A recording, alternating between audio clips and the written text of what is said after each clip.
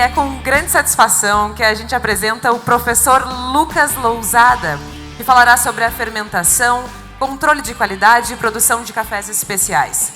Na linha de pesquisa Agricultura Sustentável, o professor Lucas Lousada destaca-se no controle de qualidade em sistemas de produção, com um foco especial na cafeicultura.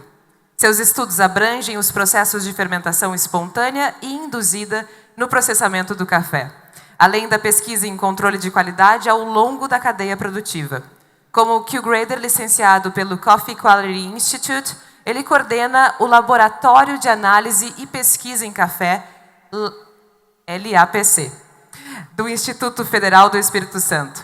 À frente dos projetos como Determinantes da Qualidade do Café do Espírito Santo e Efeito das Condições Edafoclimáticas na Composição da Microbiota Endofítica do Café, sua pesquisa contribui significativamente para o avanço da cafeicultura.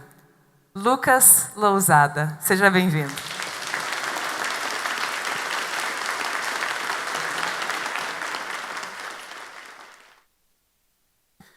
Boa tarde. Bom, fizeram uma apresentação muito extensa.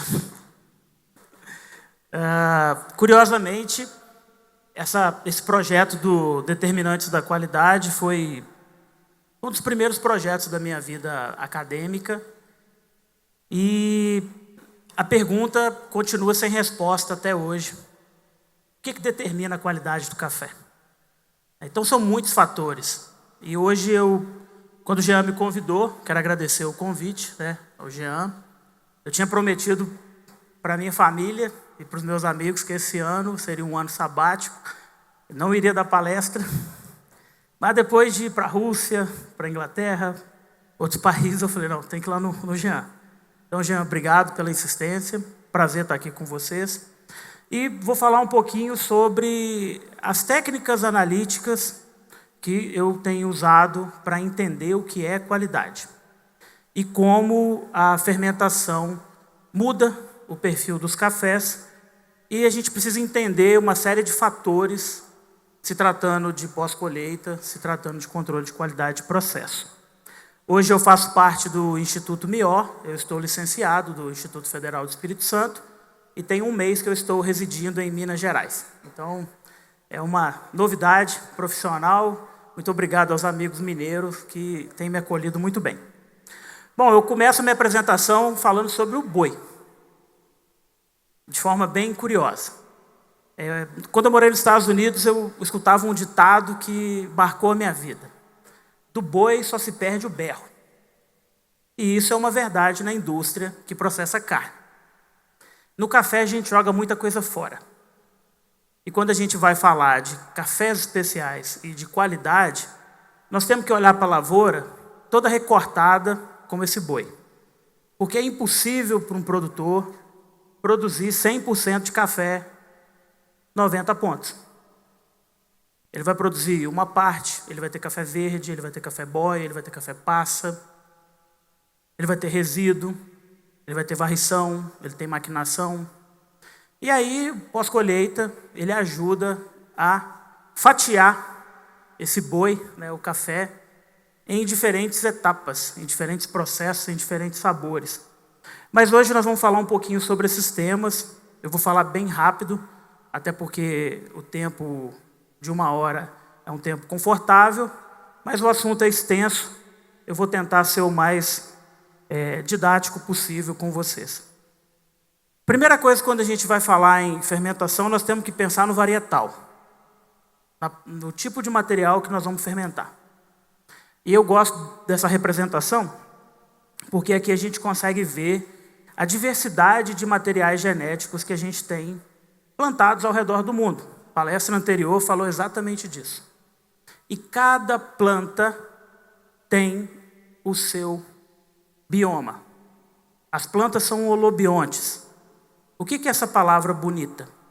Holobionte é um ser que tem uma microbiota própria, uma condição própria. E o café, nós temos estudado e observado isso.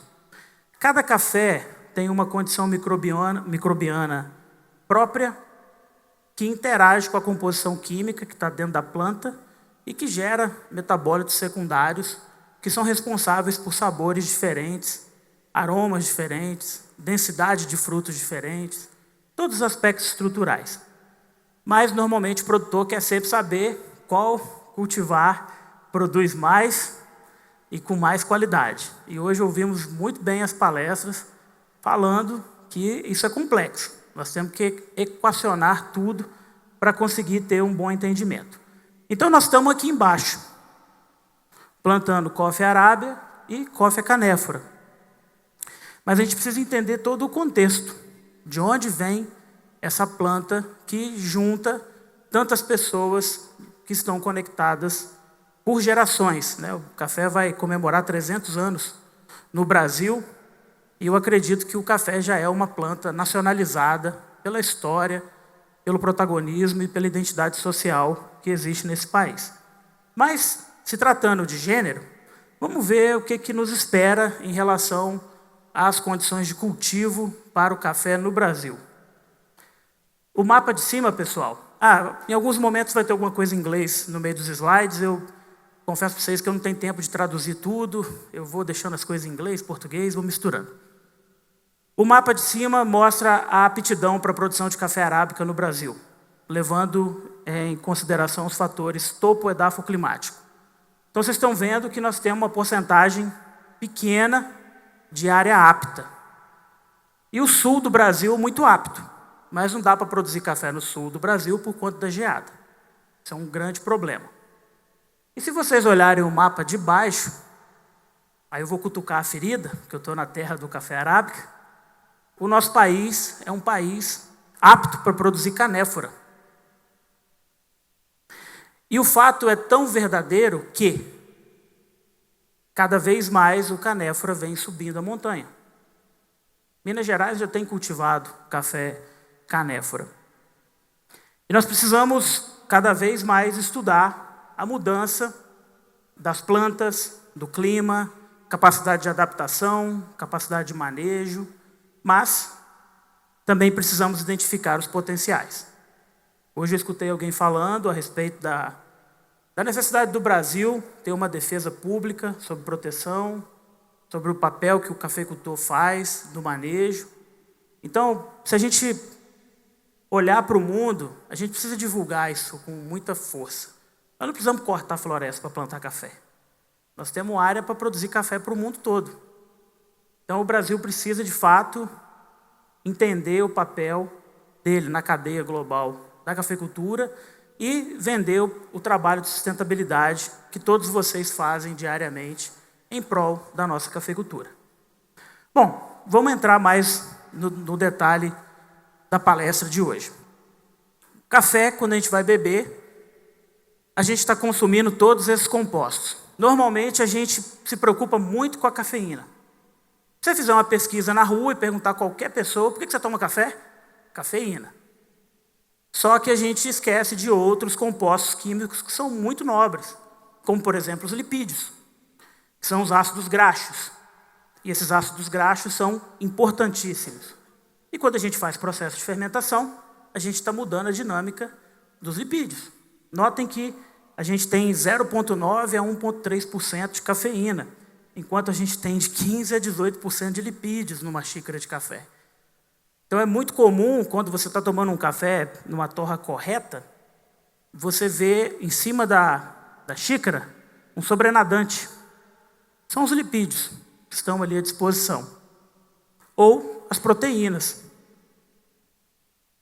Eu vejo pessoas comprando complementos de proteína. Dá para a gente fazer proteína à base de café. Existe um estudo pioneiro da Embrapa, de um pesquisador de Brasília, justamente para aproveitar a proteína que tem no café como suplementação de alimentação humana. E quando a gente começa o processo de torra, a gente muda tudo. Ou seja, tudo começa com os açúcares. A gente já falou um pouco deles hoje. Ele começa a fragmentar, vai mudando as vias de metabolismo. E à medida que a gente vai desidratando, torrando, mudando, expandindo, a gente vai produzindo outros compostos. Compostos aromáticos que se sucedem. tudo fruto do metabolismo químico ou microbiano que ocorre dentro da planta ou no fruto, no período dele de descanso após a colheita. Então, eu gosto de citar sempre esse artigo, não é meu, é de um outro grupo de pesquisadores. A resolução aqui não está muito boa, mas fica uma dica de leitura para quem gosta de café. Esse artigo, os autores mapearam exatamente todas as vias de metabolismo possíveis de interações químicas em um fruto de café. Ou seja, como determinados compostos químicos são transformados no decurso da torra, em função do pós-colheita, em função de N fatores que já foram discutidos hoje. Mas o que isso tem a ver com fermentação, efetivamente? Antes da gente entrar no tema da fermentação, é preciso a gente entender a composição de fração química e principalmente aromática dos cafés que a gente toma no Brasil. Eu peguei 3 amostras de cafés campeões de concurso, um arábica, um conilon e um robusta, e pedi aos meninos para fazer uma análise de compostos voláteis, que é, na verdade, o aroma que a gente recebe de fragrância do café quando a gente moe ele ou está fazendo a infusão. Notem que todos os cafés têm os mesmos compostos. O que muda é a abundância relativa. E aí o pessoal que é provador de café conilon, ou robusta, o pessoal de arábica, fala assim, o café conilon, o café robusta é muito amargo. Por quê? Nós temos ali a classe de furfurol, que vai lembrar muito uma amêndoa, uma noz, um amendoim. O arábica também tem, só que a abundância relativa é menor. E aí o provador de café fala, não pode ter ácido acético no café, que é um defeito. Olha ali, quanto que tem de ácido acético. Isso é fração volátil. Volátil volatiliza. Mas nós precisamos entender que no café não tem verdade absoluta. Em 20 anos de trabalho com café, quando o produtor me pergunta, mas o que faz um café ser bom? Eu falei, o seu trabalho. Porque tudo depende de uma série de fatores que vão interagir. Então, vamos começar com a dinâmica dos frutos, quando a gente está falando em fermentação. Foi muito discutido isso durante a manhã, a necessidade de ter um bom manejo da parte fisiológica, nutricional, para a gente conseguir ter uma boa matéria-prima para processar. Porque não dá para fazer milagre. E aí, imagina que a gente recebe frutos verdes, frutos verdoengos, frutos em estágio de maturação, frutos maduros e frutos passa. Quando eu dava aula, eu falava muito para os meus alunos. Vocês estão vendo a mucilagem ali. A resolução não está muito boa, mas a gente consegue ver que o fruto maduro está com a polpa charmosa, né? Cheio de matéria-prima para ser consumido. E na semente seca, passa, já não tem mais nada. O que aconteceu ali? Provavelmente os micro-organismos que vivem dentro do fruto, eles se aproveitaram dos monossacarídeos, dos polissacarídeos, dos açúcares presentes ali e usaram para consumir. E aquele material foi degradando, foi secando. Existe uma vida dentro do fruto de café que é uma vida pouco conhecida. E uma série de interações bioquímicas interagem o tempo todo com a qualidade do café. Então, se tratando efetivamente de pós-colheita e de fermentação, a gente conhece aqueles temas ali. Wash, full wash, semi-dry, natural. E aí, nos últimos 10, 15 anos, 12 anos, surgiram muitos nomes de fermentações. Tudo visando encontrar o café perfeito. Ou a metodologia perfeita. E aí, lá no Instituto, a gente estuda muito esses fatores, né? Temos muitos projetos, muitos estudantes. A gente observou que fermentação é um fenômeno muito complexo. E é difícil recomendar uma metodologia que dê certo para 100% das propriedades no Brasil. Por quê? Composição química da água impacta tempo, temperatura, pressão, recipiente, a condição química que o fruto chega para ser realizado pós-colheita, a disponibilidade de informação técnica e científica que o produtor tem para manejar aquele processo.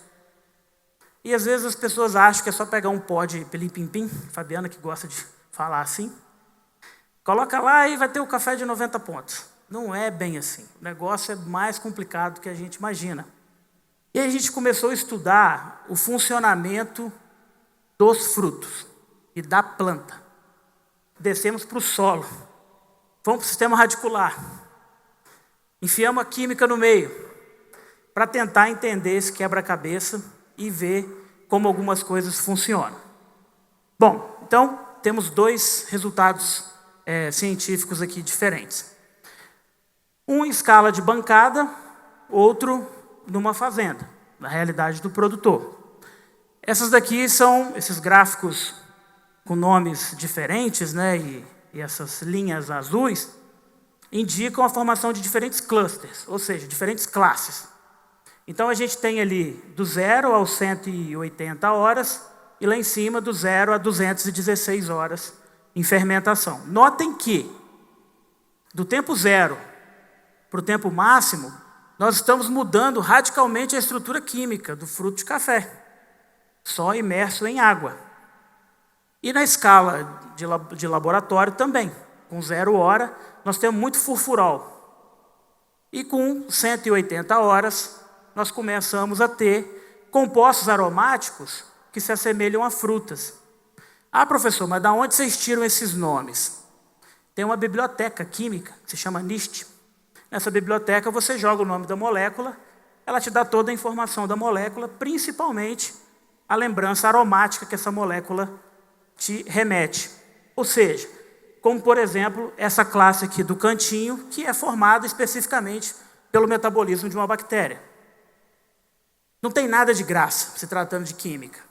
Tudo é equação. Você tira de um lado, ganha do outro, mas você vai perder também. Então é muito dinâmico trabalhar com fermentação. E às vezes os produtores, o que eu mais escuto, o produtor fala assim, mas professor, eu li o artigo, e aí eu fui seguir a recomendação que está lá no artigo, e o negócio deu diferente. Por quê? O artigo é feito nessa escala. O produtor trabalha com essa escala. No laboratório, eu tenho filtro para controlar a qualidade da água, eu tenho equipamento para controlar a temperatura, eu tenho toda a capacidade de esterilizar o ambiente, de fazer do jeito que eu acho que tem que ser. Lá no campo, vem a água que o produtor consegue ter. Às vezes eu fui visitar um produtor, e aí ele falou assim, meus cafés estão dando problema. E muita bebida arriada e tal. Eu falei, de onde está vindo a água? O Guilhermino está ali, lá no Xará, no Luciano. A água vem ali de cima. Eu falei, vamos ali ver a água. Ô, gente, era um poço. O que tinha de girino naquela água. Aí eu falei, ô, Luciano, mas aí você me quebra também, né? Aí ele, ué, mas essa água aí... Eu falei, você bebe dessa água? Não. Eu falei, então por que você tem que processar o café? Que a sua família vai beber e que uma família vai beber nessa água. Ah, mas é a água que eu tenho. Então, na vida real, o negócio é um pouco mais complicado. Só que o que está acontecendo aqui? À medida que esse café, com a polpa cheia de açúcares, cheia de sacarose, ela encontra a água, tem uma enzima na água que se chama invertase, e ela quebra a sacarose. À medida que ela quebra a sacarose, começam as fragmentações dentro do metabolismo desses micro-organismos. Então, toda vez que vocês verem aquela espuminha branca na lâmina do poço, é produto de fermentação. Mas, professor, fermentação é em ambiente anaeróbico. Esse ambiente aí está aeróbico. Sim, mas está tendo oxidação enzimática. Está tendo reprodução microbiana. E provavelmente os micro-organismos estão acessando o oxigênio que está disponível na água como fonte de multiplicação. E depois que esse oxigênio cessar, eles começam a trabalhar e fermentar. Lembrando que alguns micro-organismos têm um metabolismo facultativo, ou seja, eles podem fermentar e respirar ao mesmo tempo. Eles podem fazer o que eles quiserem. Então é tudo muito complexo em termos de dominância.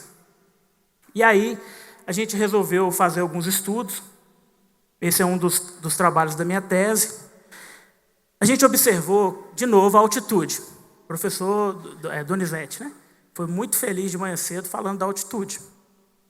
Mas eu comecei a provar café há 20 anos atrás E tudo que eu escutava era, melhor café vinha da altitude. Melhor café vinha da altitude. E eu ficava pau da vida, Edgar. Porque eu falava assim, ué, quem herdou um pedaço de terra na região baixa, tá morto. Não vai fazer café fino nunca. E eu nunca gostei dessa resposta. Então eu falei, eu vou atrás para estudar esse negócio e entender a fundo esse negócio. E aí nós começamos a estudar nesse artigo científico. Nós fizemos diferentes fermentações em diferentes altitudes. E observamos que algumas fermentações funcionavam perfeitamente em altitudes elevadas e outras não funcionavam em altitudes mais baixas. Algumas funcionavam muito bem em altitude baixa e pioravam a qualidade do café em altitudes elevadas. Marcamos as mesmas áreas e resolvemos estudar a microbiologia.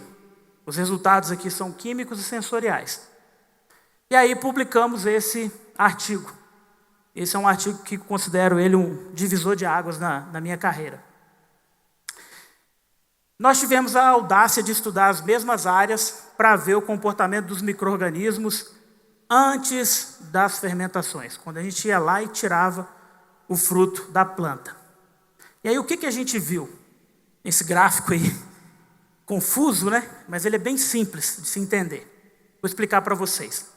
Os cafés de regiões mais baixas, eles têm uma rede densa de coexclusão.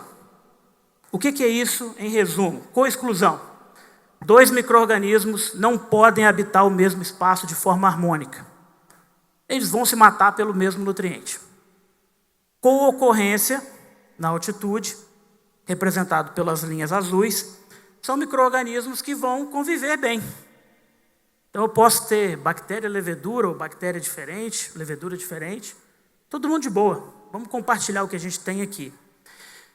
Quando a gente adicionava um agente externo na região alta, a qualidade caía drasticamente. E quando a gente adicionava um agente externo em altas doses, na região baixa, a qualidade melhorava. E aí fomos debater com a microbiologia, com o pessoal da ecologia, e aí começamos a parar de tentar inocular e decidimos estudar a diversidade microbiana. Isso era um projeto pequeno, virou um projeto que a gente chamou de Metaboloma. Rodamos 38 mil quilômetros em 2020 no Brasil, rodamos mais 24 mil quilômetros ano passado e mapeamos todas as regiões brasileiras, todas, sem exceção. Tem café no Acre, e café bom.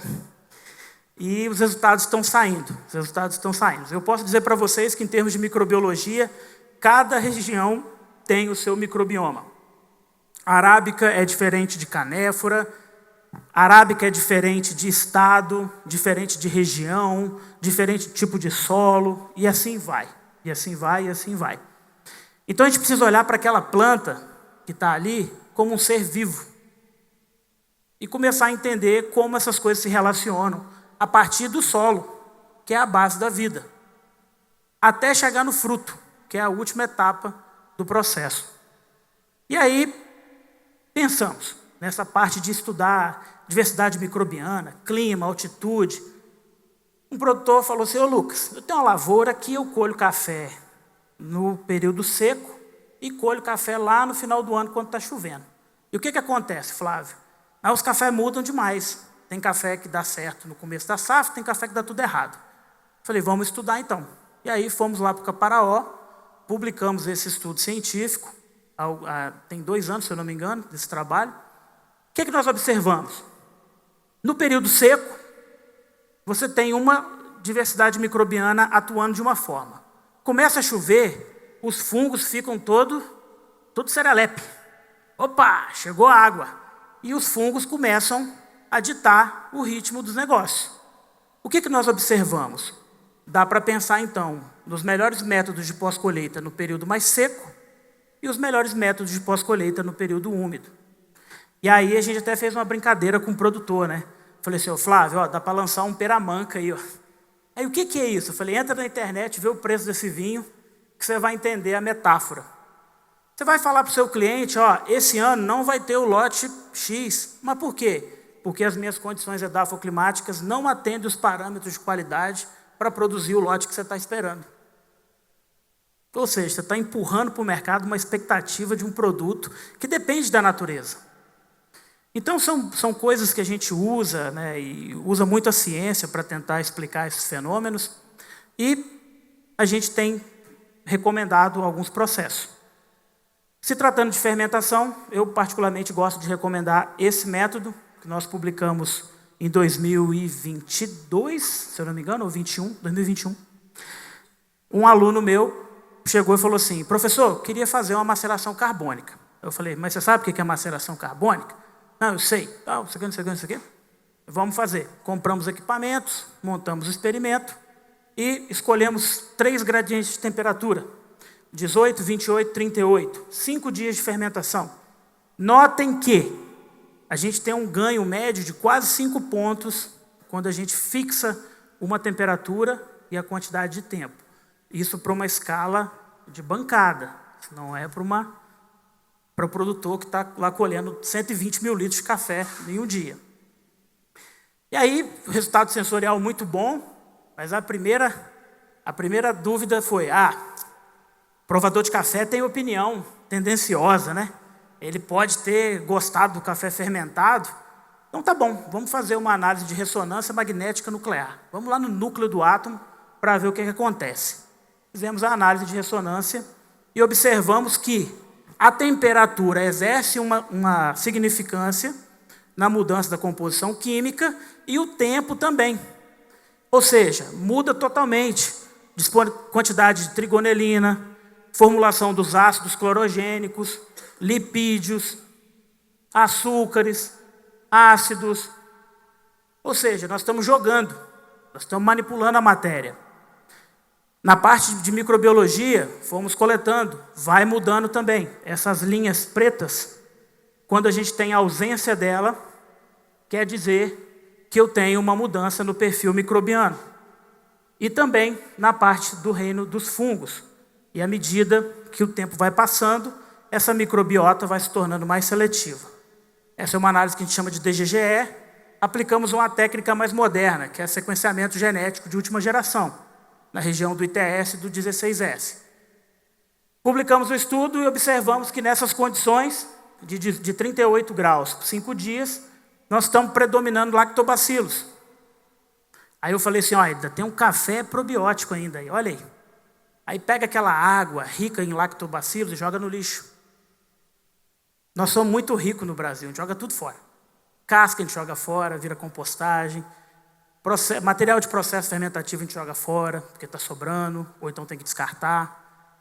E aí a gente começou a estudar isso tudo e ver como formular. E também começamos a observar que isso muda a dinâmica de torra dos cafés. E como lidar com torra é complexo, principalmente café fermentado.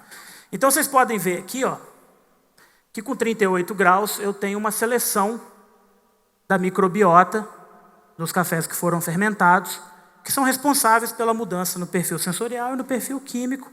E ali está o nome dos micro-organismos, depois se vocês quiserem consultar, o artigo científico está disponível.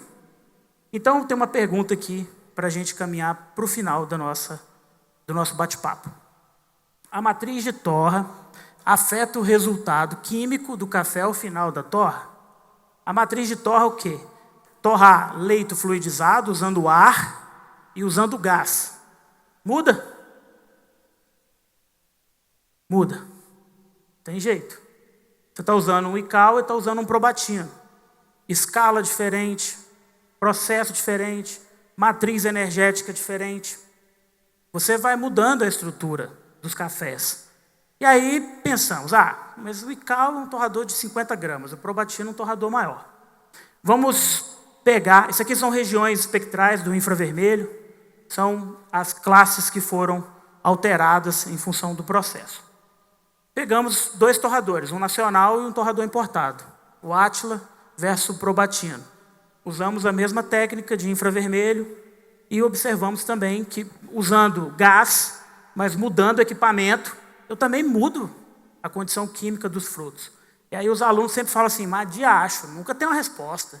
Tudo depende, tudo depende. Eu falei, isso é bom, nós vamos passar a vida inteira fazendo um projeto para responder as coisas. No final das contas, tudo depende. Mas a gente começa a entender alguns parâmetros, alguns padrões. E aí, as pessoas me perguntam, mas a torra tem que ser diferente para o canéfora, para o arábica? São cafés. São cafés. Isso é um trabalho de uma orientada minha de mestrado, lá na Química. Ela foi tirando de minuto a minuto as amostras do torrador e ela fez a gente provar esses cafés, né, Michel? Fez a gente provar do tempo zero, café verde. Ai, que raiva que eu fiquei da Dani. E ela fez a mesma curva de torra para todos os cafés, trabalho muito bonito, está em fase final de publicação. Quando vocês verem esse rostinho aí pedindo para não publicar, eu peço gentilmente que não compartilhe, porque são materiais que ainda estão em under review. Então, olha que interessante, a gente usa muito o infravermelho, que é uma técnica rápida, eficiente, um equipamento pequenininho, esperto, igual eu. Então, aqui é a água. Ó. Você tem água pra caramba no tempo zero. Você vai torrando, a água vai embora. Está consumindo.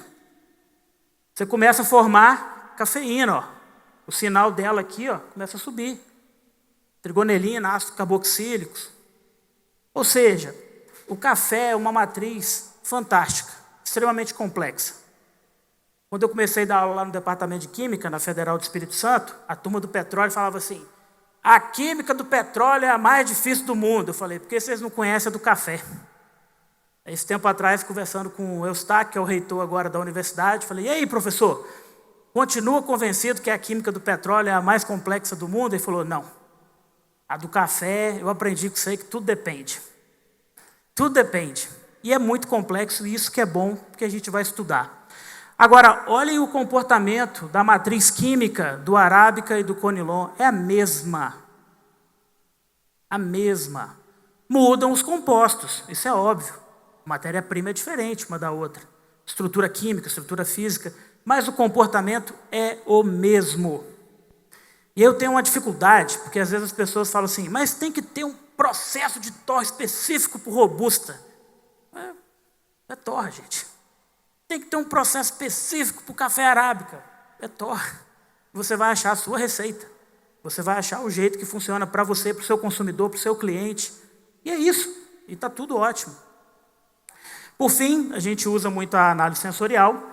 Essa é a roda de arábica, essa é a de canéfora, a versão antiga. Nós finalizamos a coleta do canéfora Will, vamos lançar ela no segundo semestre. Quero agradecer a Maísa e a Fabiana, que me ajudaram na condução do projeto. E aí vem uma roda de sabores do Coffee canéfora, 100% brasileira, nós vamos lançar no segundo semestre desse ano. Fizemos um estudo científico com alguns provadores. Provador é bicho esperto. Montamos uma premissa básica. Vocês ficam regulando meu tempo aí, tá, pessoal? Senão eu vou falando. Pegamos cafés de 86 a 88 pontos e colocamos 2 cafés de 90 pontos como espelhos. Onde está SS ali é da same sample, da mesma amostra. E os provadores tinham que provar de manhã e de tarde. Eles não sabiam o que eles estavam provando. Não sabiam. O que aconteceu? Eles acertaram tudo, de manhã e de tarde. No segundo dia, baixamos o sarrafo um pouquinho. Colocamos cafés de 82, 84 e 2 cafés de 86. O que vocês acham que aconteceu? Os provadores acertaram ou erraram? Acertaram, tudo. Terceiro dia, e os provadores são inteligentes, que eles falavam assim, rapaz, está parecendo o mesmo café. Eu, não, é café diferente, para experimento. Não, é o mesmo café. Não, café diferente. 100% de certeza que é diferente. Terceiro dia, baixamos o sarrafo. Colocamos cafés na faixa de 77 a 79 e 2 cafés de 81 pontos. Provaram de manhã e de tarde. O que aconteceu? Todos erraram. Todos. Inclusive eu, que sabia do experimento, estava participando de forma oculta ali para não deixar os negócios desandar. Inclusive eu errei. Aí observamos que no primeiro dia, um monte de café de 90 pontos, 88 pontos, provadores ficaram 45 minutos na mesa. Segundo dia, 35 minutos. Na mesa com cafés fracos, 18 minutos. Aí eu falei com os provadores na época, tá vendo? Vocês jogaram 1 ano de trabalho do produtor no ralo. Porque no primeiro dia, o café de 90 pontos, vocês ficaram lá, nossa, que cafezão. Nossa, né? Igual um ganizé, né? No terreiro. E no último dia, nossa, cafezada ruim. Vai com gosto de folha, gosto de verde, não sei o quê. E aí nós começamos a questionar. Pô, os provadores são cobra criada mesmo? E olha, eu sou provador de café. E aí começamos a estudar mais a fundo a questão da análise sensorial, publicamos esse trabalho há 2 anos, para mostrar que provadores de café robusta, provadores de café arábica, têm muita dificuldade de provar café robusta, quando não são treinados. Eles têm divergência.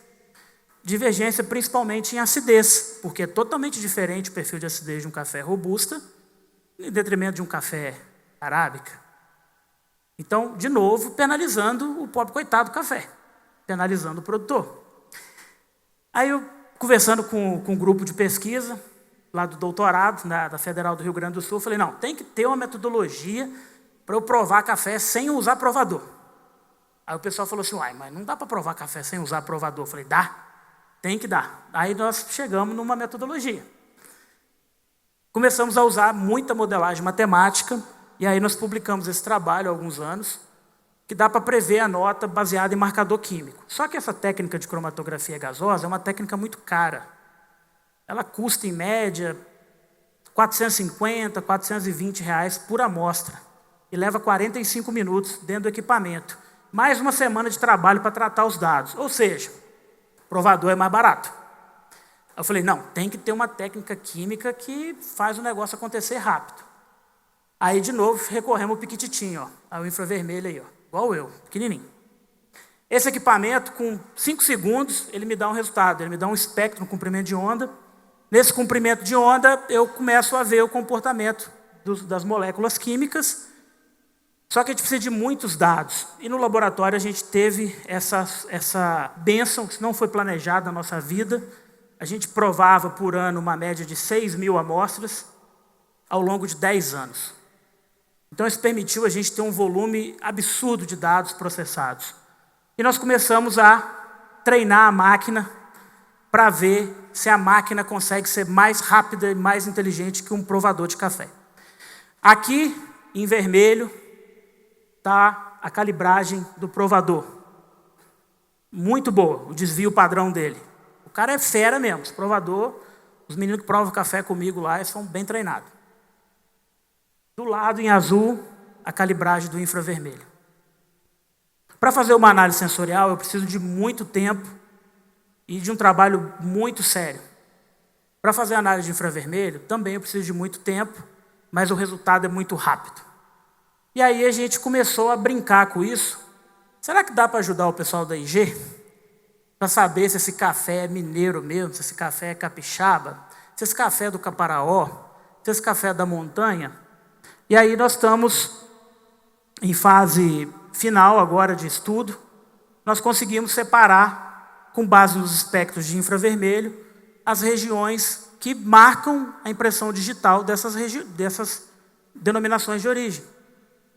Então, se a gente tiver um número substancial de amostras do Caparaó, e o Guilhermino exportar o café como montanha, e o Maxwell chegar lá no laboratório e falar assim, ó, tem uma acusação de fraude aqui, me dá aí. Vamos fazer aqui a amostragem, dá para saber se esse café veio do Caparaó ou não. Como também dá para saber se esse café é de Rondônia ou se esse café é do Espírito Santo. E aí a gente tem mapeado isso para o Brasil todo. A gente está em fase de teste ainda, precisa melhorar um pouco a estatística nesse processo. Mas o que eu quero dizer para vocês? Não tem como fugir da parte de inteligência computacional se tratando de café. Para tudo que vocês pensarem, isso vai fazer parte do cotidiano de vocês. Conseguimos dividir Conilon do norte, Conilon da região serrana, Conilon do sul. E estamos fazendo, estamos inventando, estamos mexendo. Por fim, as tendências que a gente tem observado. Não poderia deixar de falar dos canéforas para vocês hoje, porque, embora esteja em Minas Gerais, meu coração é capixaba. E capixaba significa flor do mato, na língua indígena. que a gente tem observado? Isso começou lá com o Conilon e isso está reverberando no Arábica. O produtor de Conilon planta 6, 7, 8, 10 clones diferentes. Cada clone tem um comportamento no campo. Na hora de colher, ele colhe tudo junto, mistura tudo. E aí um aluno nosso de doutorado teve uma ideia ridiculamente simples, mas as coisas mais bonitas residem na simplicidade. E se a gente separar os clones na mesma área e processar eles diferente e ver qual fermentação é melhor para cada clone? Eu falei, William, nós estamos na pandemia, cara. Não estamos fazendo nada, não está tendo aula. Então vamos lá para a lavoura, arrumamos um produtor, o produtor separou a área. E nós escolhemos os clones e começamos a estudar. Marcamos a área, fomos estudando durante 3 anos. E aí chegamos a uma teoria nova, e essa teoria está em avaliação na Nature. É o primeiro trabalho nosso submetido no calibre da Nature. De que as plantas são holobiontes. Quando a gente abriu os frutos e fez as análises de sequenciamento genético, cada clone tinha sua comunidade microbiana. Cada clone respondia de um jeito com uma fermentação. Aí os meninos, professor, em vez de melhorar, o trem piorou. Eu falei, não, mas agora que ficou bom. Isso aqui é tudo resíduo de fermentação dos clones no mesmo tempo, no mesmo processo. Cada clone tem uma composição química. Aí uma outra menina da graduação, mas se a gente fizer isso por Arábica? Eu falei, Cristiano, você quer fazer? Vou fazer, professor. Então faz, o problema é seu. E aí resolvemos estudar para o Arábica. Vamos chegar nos resultados já já. Antes, falando aqui a respeito desse assunto, a gente tem visto as tendências na fermentação, cada vez mais bioreatores sendo utilizados. Esses bioreatores foram desenvolvidos ainda na pandemia, né? Foi um projeto que eu fiz com o Ismael Andrade, lá no Cerrado. Eram equipamentos pilotos e hoje eles estão em operação. Esse equipamento é de 9 toneladas, esse equipamento é de 3 toneladas. Aqui a gente consegue controlar todos os parâmetros, não só joga o café lá dentro. Temperatura, pressão, troca de gases. Se precisar mexer na acidificação, a gente mexe. Se precisar adicionar algum composto, a gente adiciona ou tira, etc. Isso é literalmente uma panela de pressão. E aí a gente vem pensando nesses novos designs para fermentação. E aí os desafios, né? Está lá a máquina, mas o raio do bag lá, improvisado lá, abastecendo café. Selecionar as leveduras específicas para cada região, para cada produtor. E, principalmente, criar parâmetros antes da fermentação, igual é na indústria do vinho. A uva chega na indústria, é feita uma análise química rápida e decide, esse vinho aqui, essa uva aqui não vai dar peramanca. Joga ele para a fermentação convencional. Essa uva aqui, ela tem potencial para um peramanca. Separa esse material. Então, a gente tem testado muitas técnicas para ver se a gente consegue antecipar os fenômenos antes dos processos. E aí, por fim, para vocês terem muita atenção aos fatores de ordem edafoclimática e os fatores de genética da planta. Escolhemos 3 materiais que são comuns no Espírito Santo. Catucaí 785, que salvou a cafeicultura de montanha. O Catucaí Açu, que é uma planta não recomendada, porque ela morre rápido, depois do 8º e do 9º ano. Estávamos conversando isso ontem, né, Carlos Luiz? E o Arara, que tem ganhado muita popularidade. Mesma área, mesma lavoura, mesmo trato cultural, mesmo processo. O que acontece? Olha as notas sensoriais. Os meninos lá do laboratório eles são meio perturbados. E eu tenho culpa nisso. Porque, em vez de fazer um delineamento com 2 tratamentos, 3 tratamentos, eles fazem 6. Aí tem que provar 1 milhão de amostras de café. Notem como a nota do café muda em função do grupo, mas que entre os processamentos não há tanta mudança sensorial. Tá? A letra maiúscula indica a mudança estatística entre cultivares e a letra minúscula na vertical entre os processamentos dos cafés. E a gente usou uma Saccharomyces pastorianus, que é uma levedura que funciona bem em temperatura baixa. O Espírito Santo é muito frio nessas regiões que cultivam café. E aí, o que a gente observou? De novo, cada material tem a sua composição química, tem a sua composição sensorial. Isso muda em função de um ano para o outro. O que eu estou querendo dizer para vocês? Não tem receita de bolo. Dá para fazer um café bom todo ano? Dá. Mas, às vezes, você vai ganhar o Cup of Excellence e no outro ano você não vai ganhar o Cup of Excellence, repetindo a mesma metodologia. Por quê? Tem alguém em algum lugar do Brasil se dedicando tanto quanto você para fazer um café perfeito. E como foi falado de manhã cedo, nós precisamos entender o clima, precisamos entender a planta, precisamos entender o solo, a química e como todos esses parâmetros funcionam. Então, para fechar, o nosso último estudo, e curiosamente a apresentadora leu o título do projeto, que é um projeto Consórcio Pesquisa Café, mesma área, ao longo de 3 anos, tudo repetido de forma igual. E aí, a pergunta, a composição química e microbiana mudará ao longo dos anos? Muda. Não tem jeito. E a composição microbiana também. Por quê? Porque muda o clima. Muda, a planta envelhece. A gente tem que olhar para a planta de café como um ser vivo. A gente vai envelhecendo, vai perdendo vigor físico. A planta é a mesma coisa. A gente está fazendo um estudo com a UFV. Falei, Marliane, vamos ver como é que as plantas envelhecem por dentro. Ela, como assim? Não, planta aí, todo ano agora eu vou bancar a análise de sequenciamento genético, eu quero estudar só os micro-organismos da planta ao longo de 30 anos. Aí ela, mas 30 anos é uma vida. Eu falei, eu não estou com pressa. Vamos publicar. Daqui a 30 anos a gente publica.